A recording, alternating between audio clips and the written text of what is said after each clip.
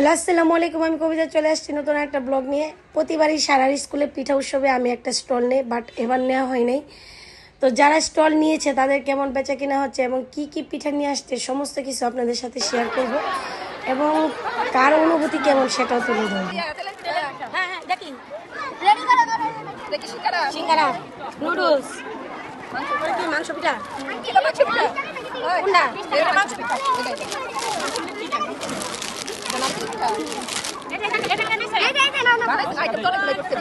রিয়া তোমার কেমন লাগতেছে? আলহামদুলিল্লাহ।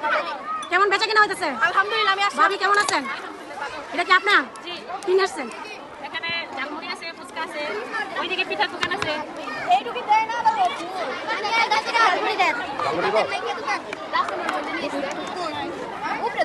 এটা তোমার? একটু সাইড করো। ভালো আছো? এটা কি?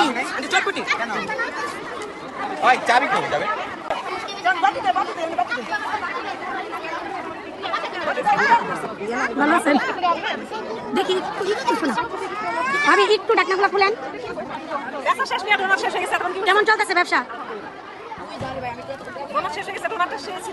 হ্যাঁ,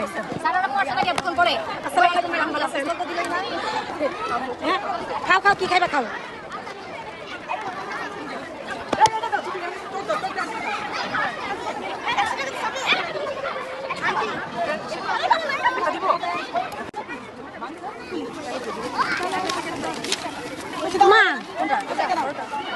ম্যাডাম এটা আপনার স্টল?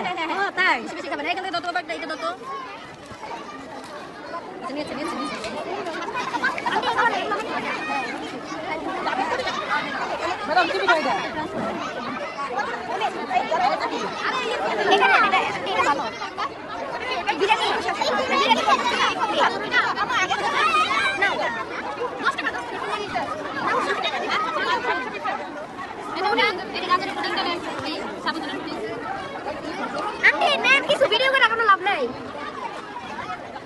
তোমার স্টল কেমন বেচা কেনা হইতেছে? অনেক ভালো। যাক আলহামদুলিল্লাহ।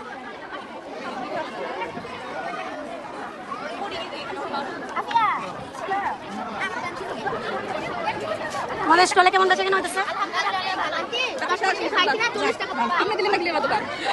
এবার আমি খাই। হ্যাঁ খাবো, মাত্র আসলাম। এটা কি সিস্টারের দোকান? মনে হয় সিস্টার ছাড়া কি জমে নাকি?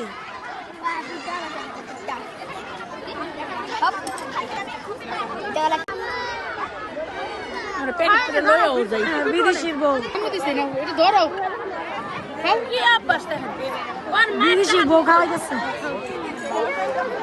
আরে বটকি খাইতেছে খালি, কিচ্ছু খাই না। আমি কিচ্ছু খাই না। গেছিলাম না,